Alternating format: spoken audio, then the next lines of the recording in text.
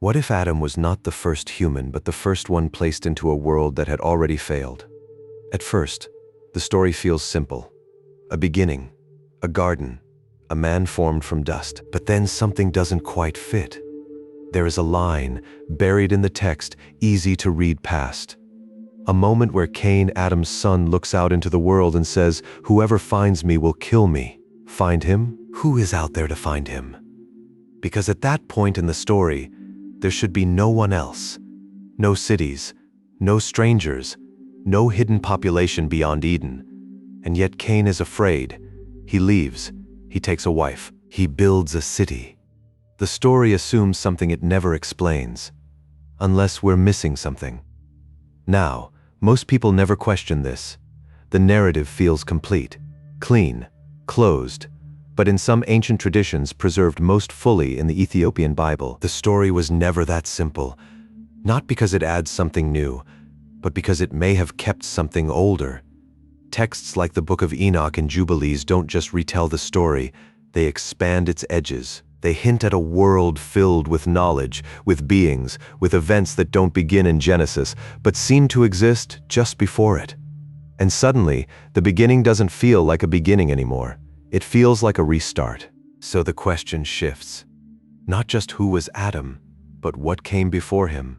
And more importantly, why does the story never say? Stay with me, because there's one detail, hidden in plain sight, that changes how this entire story is understood. And once you see it, you won't be able to unsee it. If you're here for deeper conversations like this, subscribe, like, and comment more or truth. What if the beginning wasn't written the way we think it was? Not wrong, not false, just layered. Because when you read the opening of Genesis slowly, not as a story you already know, but as something you're seeing for the first time, a quiet tension begins to form. At first, everything feels clear. In the beginning, God created the heavens and the earth. Simple, direct, foundational. Then the rhythm unfolds. Light, separation, sky, land, living creatures. And then, a line that most of us have heard so many times we no longer notice what it actually says. God created man in his own image, male and female, he created them. Plural. Not one man, not one moment, but humanity as a whole, and for a second it feels complete, until the story starts again, because just one chapter later the tone shifts, the pace slows, the camera moves closer, and the Lord God formed man from the dust of the ground. Now it's singular. One man, one breath, one moment of formation, and something subtle happens here. The text doesn't say, "This is the same event, explained again." It simply tells it differently.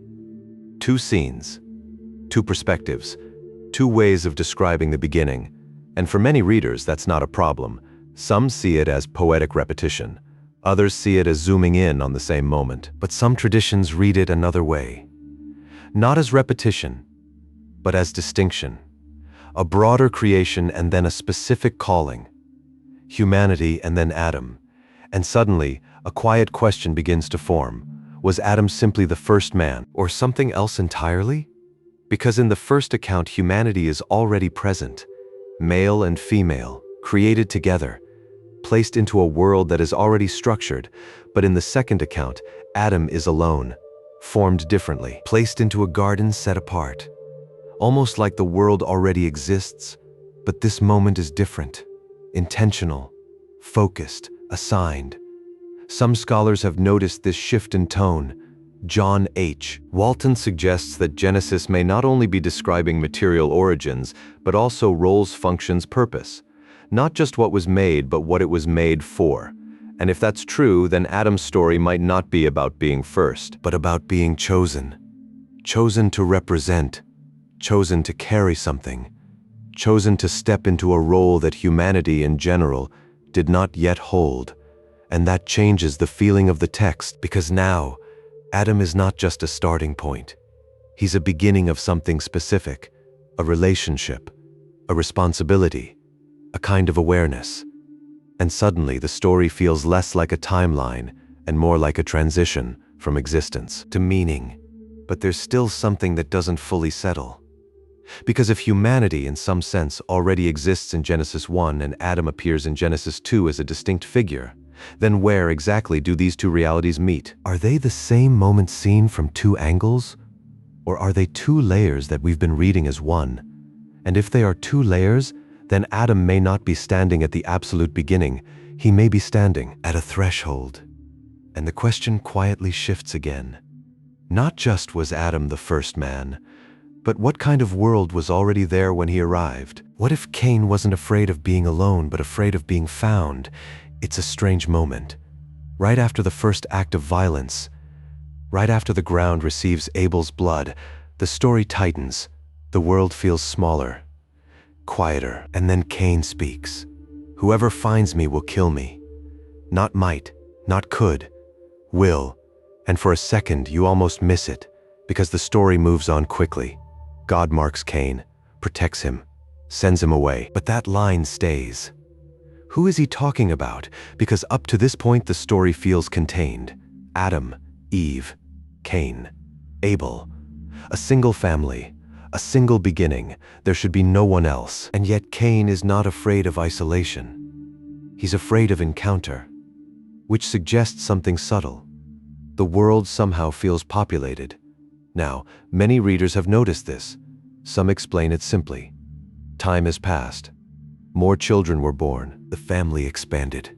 That's one way to read it, and it works on the surface. But the text itself never slows down to show that expansion. No long genealogies yet, no clear transition, just a sudden fear of whoever finds me.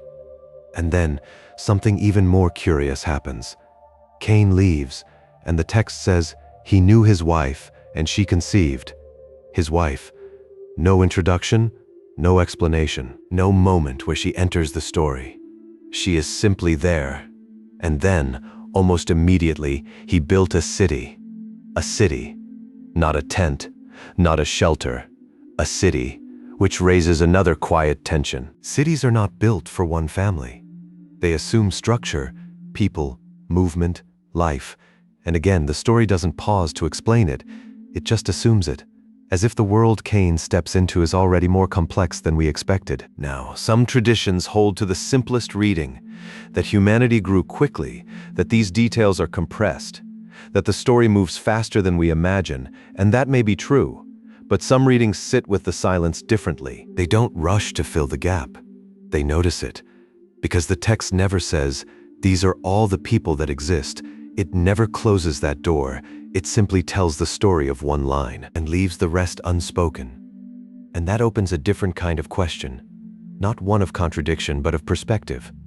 What if Genesis is not trying to list every human, but to follow a specific thread, a chosen line, a focused story? And everything outside that line remains in the background, present, but not described. Some scholars have suggested this pattern, that biblical narratives often follow purpose, not population, meaning they highlight what matters to the story, not everything that exists within it. And if that's the case, then Cain's fear may not be an error. It may be a glimpse, a brief moment where the edge of the story becomes visible, where you realize there might be more beyond the frame. But something still doesn't fully settle. Because Cain doesn't just encounter others, he builds among them. He establishes something, which suggests not just presence but continuity, a world that doesn't begin with him, a world he enters already in motion. And that shifts the feeling again, because now, Cain is not stepping into emptiness. He's stepping into something ongoing, something the text never fully explains, and maybe that's intentional, because sometimes what a story leaves unsaid is just as important as what it reveals. So the question deepens. Not just who were these others, but why does the story assume them without ever naming them? And what does that say about the world just beyond the garden? What if the silence in Genesis isn't empty at all? What if it's simply incomplete? Because up to this point, we've only been reading one version of the story, a familiar one, a carefully preserved thread. But what if there were other threads still intact, just not as widely known? Now, before we go further, it's important to say this clearly. This is not official doctrine for every church. It's not a claim of hidden truth. But some ancient traditions, especially those preserved in Ethiopia, have carried a slightly different way of reading these texts. not to replace the story, but to widen it. And that difference begins with what they chose to keep. Because the Ethiopian Bible is not the same length. It holds more books, older echoes, voices that didn't disappear, just weren't included everywhere else. Among them are texts like the Book of Enoch and the Book of Jubilees. Now, most people have heard of Enoch in passing. A mysterious figure, a man who walked with God and was not. But in the Ethiopian tradition, his story doesn't end there. It expands, it opens into something unexpected. Because in Enoch, the world before the flood is described differently. Not just as a place of human failure, but as a place of interaction between heaven and earth. There is a passage that reads, "The watchers took wives for themselves and taught them." Not just companionship, instruction, knowledge passed down, skills revealed, boundaries crossed, and suddenly the world feels different. Not empty, not simple, but active, influenced. Some interpretations see these watchers as angelic beings. Others see them as symbolic of power and corruption. But either way, the pattern is clear. Something entered the human story and changed it, and that shift doesn't begin with Adam. It surrounds what comes after, which raises a quiet possibility. What if the early world was not just forming, but already being shaped? Now, the Book of Jubilees adds another layer. It doesn't just retell events, it organizes them. Time becomes structured. History becomes intentional, almost like the story isn't random but designed. James C. Vanderkam once noted that Jubilees presents history as a kind of ordered unfolding, not just events, but meaning arranged over time. And when you read Genesis through that lens, something shifts. The story feels less like a beginning and more like a continuation, but something still doesn't fully settle. Because even with these added texts, we're not given a complete map. We're given fragments, perspectives, moments that hint at something larger without fully explaining it. And maybe that's the point. Because these texts don't shout, they suggest, they leave space. They let you feel that there's more just beyond the edge. And that feeling matters. Because once you sense it, you start reading differently. Not just asking, what does this say? But what does this assume? And that's where the story deepens again. Because if traditions like Ethiopia preserved these expansions not as replacements, but as companions, then Genesis might not be a closed story. It might be a doorway, a focused narrative set within a wider reality. And suddenly, the earlier tension returns. Cain's fear, the unnamed others, the quiet assumptions. They don't feel like anomalies anymore. They feel like echoes of something the main story doesn't fully describe, but something still remains just out of reach. Because even with Enoch, even with Jubilees, we're still left with a question. Not just what existed before Adam, but what kind of world he was stepping into. Was it untouched, or already shaped by something we've barely begun to understand? What if the world Adam entered was not untouched? What if it had already been changed? Because when we read Genesis, it feels like a beginning, fresh, ordered, intentional. But then just a few chapters later, something unexpected appears, a strange line, almost out of place. The sons of God saw that the daughters of men were beautiful, and then they took wives and had children. It's brief, almost compressed, but the result is unsettling. The Nephilim were on the earth in those days, not introduced, not explained, just there, and suddenly the world feels different again, because this is no longer just a human story, it's something else, something crossing boundaries. Now, different traditions read this in different ways. Some see these sons of God as human rulers, others as symbolic figures of power. But some ancient texts, especially in Ethiopian tradition, read this more literally.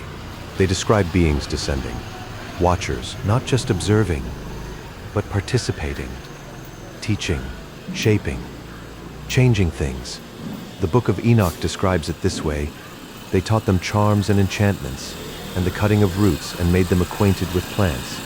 Knowledge introduced, not slowly, but suddenly, and not always wisely, because the story that follows is not one of progress, it's one of imbalance, power without restraint, insight without wisdom, and the result is corruption.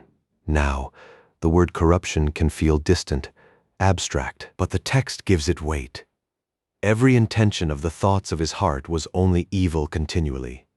That's Genesis again, not poetic, not symbolic, total. Something has shifted, not just behavior, but orientation. And here's where the tension deepens, because this corruption doesn't feel like it begins with Adam. It surrounds him. It builds around the early world, almost like something has already gone wrong before the story fully unfolds. Some interpretations suggest that this moment in Genesis 6 is not the start of corruption, but the exposure of something already in motion. A pattern already forming, and that brings us back to the very beginning, because Genesis opens with a line we rarely question. In the beginning, God created the heavens and the earth. Clear. Complete. But the next line feels different. The earth was formless and void. Formless, void. In Hebrew, tohu vabohu, a phrase that doesn't just mean empty. It can imply disorder, desolation. Some scholars see this simply as the raw state of creation, unformed but not broken. Others suggest a different possibility, that this isn't the start of chaos but the aftermath of something. Not a beginning, but a reset. Now, this is not a universal view, and it's not something every tradition accepts, but it's a way of reading the text that tries to hold together all these fragments.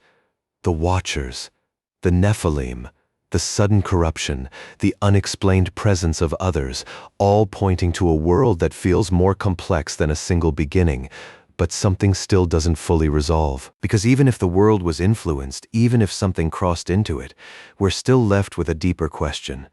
Why would a created world move so quickly toward disorder? Why does it feel like the fall was not a single moment, but part of something larger? And that's where the story becomes more personal. Because this pattern knowledge without wisdom, power without grounding, movement without direction, it doesn't feel ancient. It feels familiar, almost like the same imbalance we still wrestle with now. And maybe that's the quiet shift in the story. That before Adam is not just about time, it's about condition. A state of being where something is present, but not aligned. So when Adam appears, he's not stepping into perfection. He may be stepping into tension, into a world that already carries the weight of something unresolved. And that changes the question again, not just what existed before Adam, but what kind of world was already waiting for him? What if Adam was not placed into a perfect world, but into a world that needed repair? Not broken beyond hope, but not untouched either. Because when you read the moment Adam appears, it doesn't feel like the start of everything. It feels intentional, focused. And the Lord God planted a garden in Eden, and there he put the man.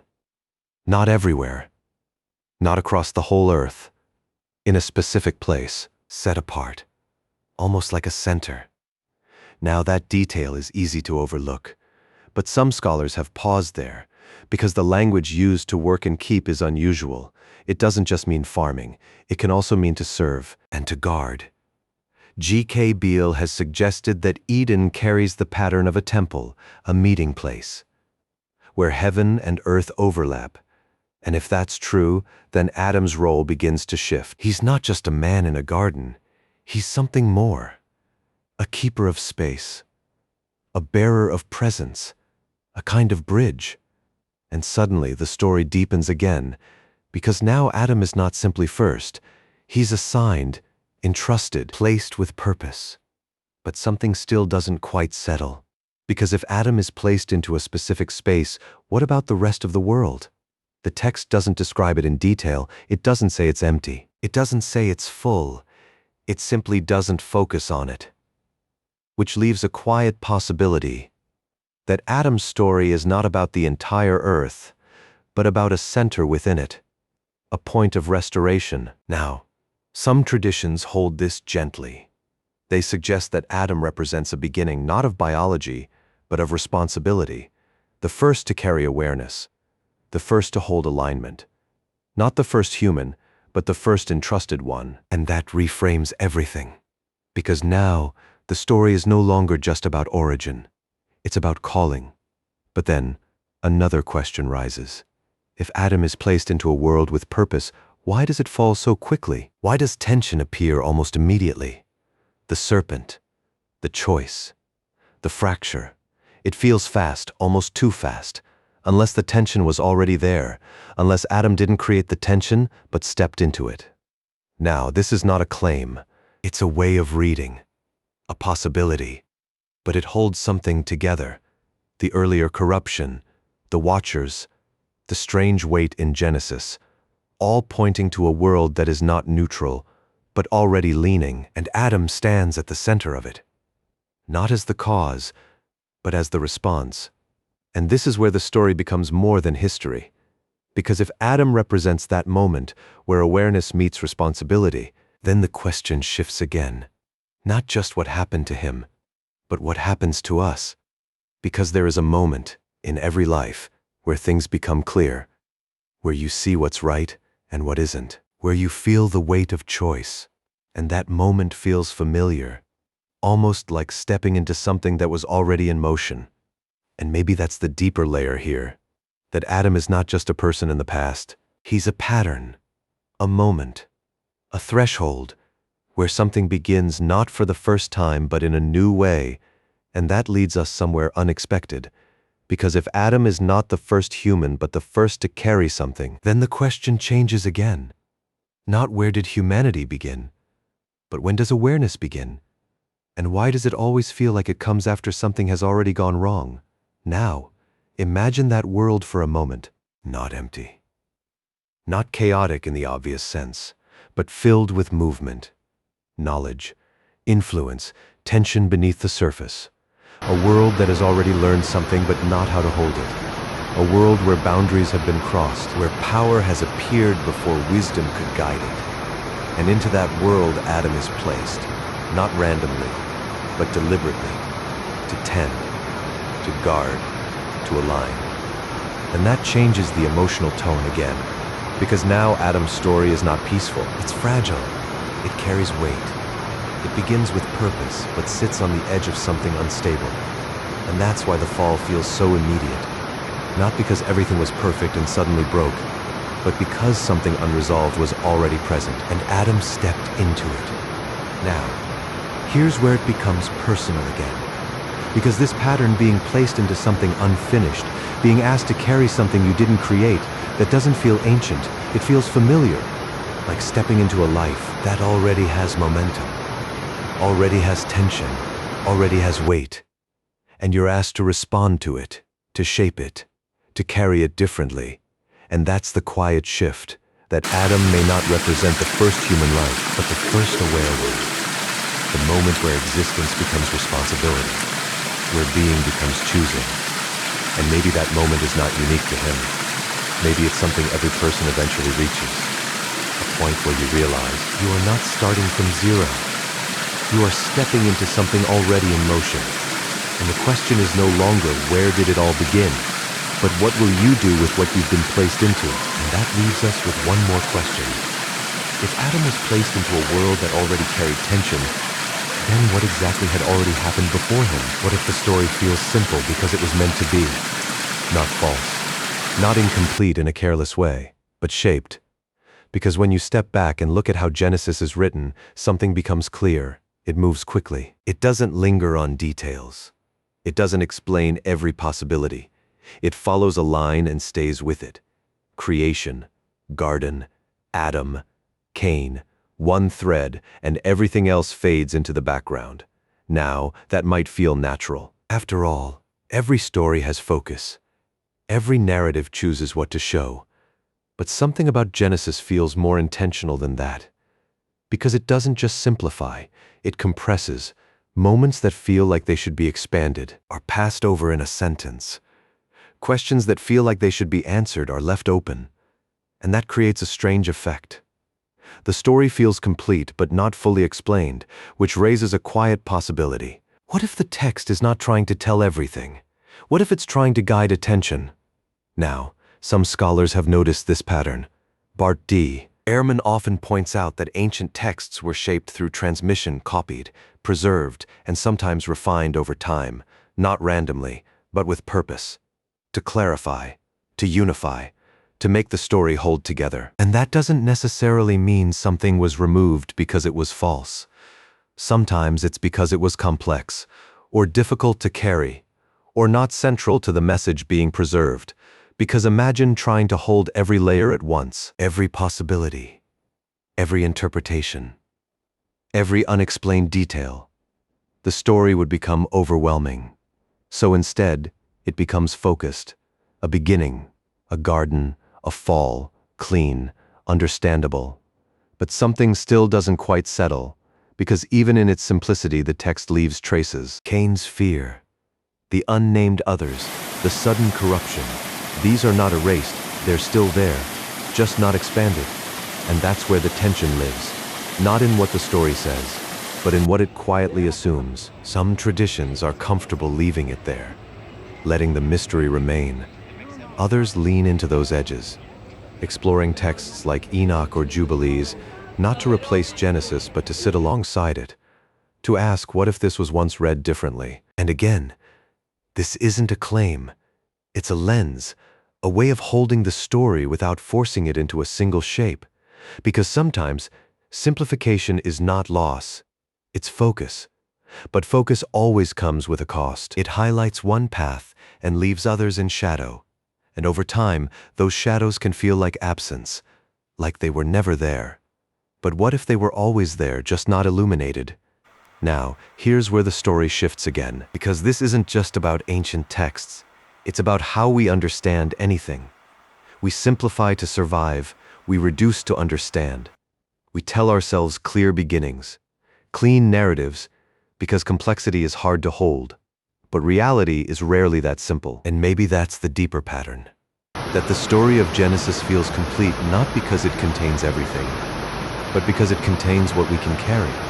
And that leaves us with a different kind of question. Not, was something removed, but what are we not seeing because we've only learned one way to look? And if there are layers we've never been taught to notice, then what else might be sitting quietly just beyond the frame? What if the story didn't happen once, but more than once? Not repeated in detail, not copied exactly, but echoed. Because up to this point, everything we've explored still fits inside a single timeline. A beginning, a disruption, a fall. That's the familiar structure. But something about it feels larger. Because the patterns we've seen, corruption, reset, restoration, they don't feel isolated. They feel familiar, almost like something we've seen before, not in history books, but in cycles. And that's where the story begins to shift again. Because instead of asking, what happened before Adam? A different question emerges. What if this pattern did not happen once? What if it happens again and again? Now, this is not a doctrine, not a fixed claim. It's a way of observing the pattern. Because even within Scripture, there are echoes of repetition. The thing that has been is what will be. That line from Ecclesiastes doesn't describe events. It describes patterns, movement, cycles, return. And suddenly, Genesis feels less like a single origin and more like a template, a structure that appears in different forms. Now, think about what we've seen. A world begins, something enters it. Knowledge increases, boundaries blur, corruption follows, and then reset. That's one reading, but it's not just ancient, because if you look closely, the same pattern appears again, in civilizations, in cultures, even in individual lives. Growth, expansion, overreach, collapse, and then something begins again. But something still doesn't quite settle.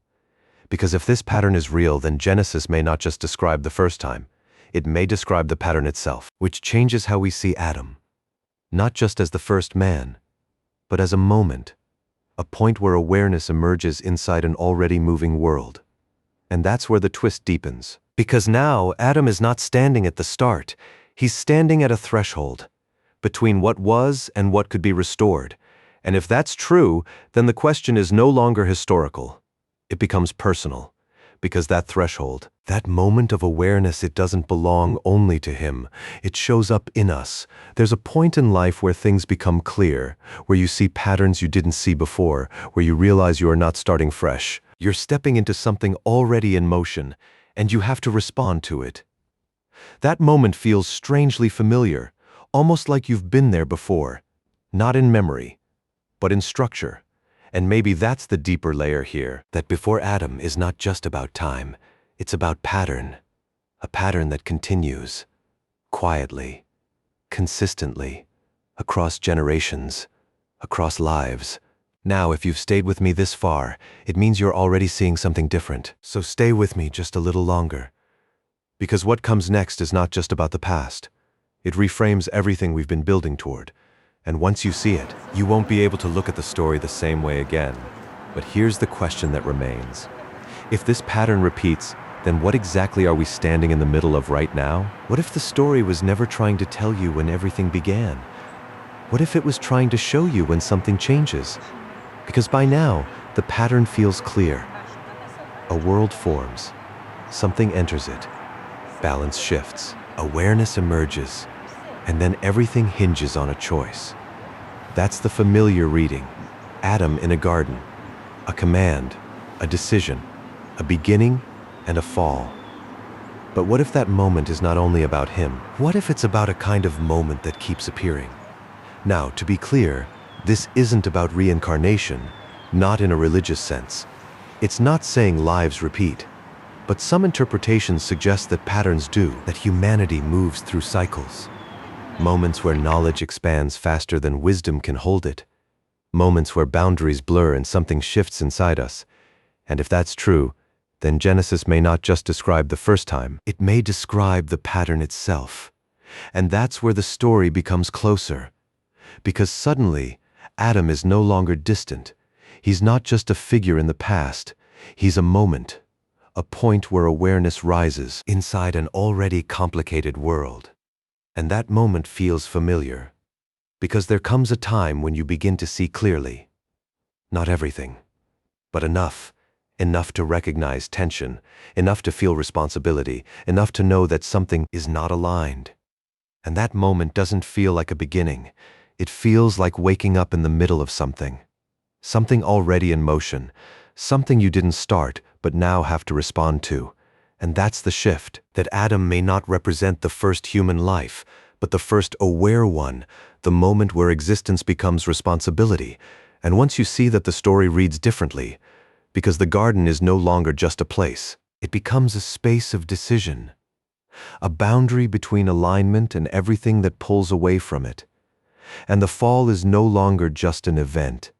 It becomes a pattern, a movement that repeats whenever awareness meets choice, but something still doesn't fully settle. Because if this is a pattern, then it's not confined to Genesis. It continues quietly. Across time, across people, even now, you can feel it, in the tension between knowing and doing, between clarity and confusion, between what feels right and what pulls you away from it. And that's where the story becomes personal. Because maybe before Adam is not just about a forgotten world. Maybe it's about a condition, a state where something exists but is not yet aligned. And Adam is the moment alignment becomes possible.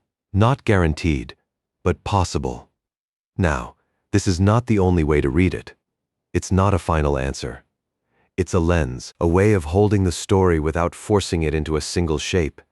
But it explains something. Why the beginning feels layered, why the world feels already in motion, why the fall feels immediate. Because the story may not begin where we think it does. It may begin when awareness begins. And that leads to a different kind of question. Not what happened back then, but what moment am I standing in right now? Because if this pattern is real, if awareness always comes after something has already shifted, then maybe you're not at the start of your story.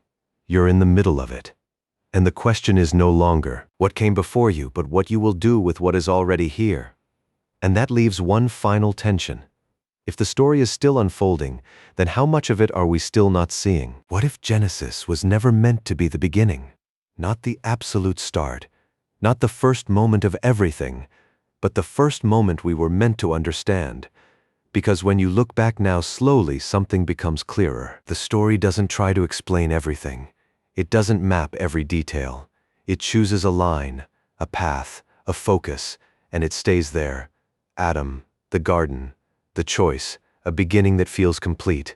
But now after everything we've seen, it feels different. Not incomplete, but selective. Like you've been watching a story that starts in the middle of something, and only now you're beginning to notice it.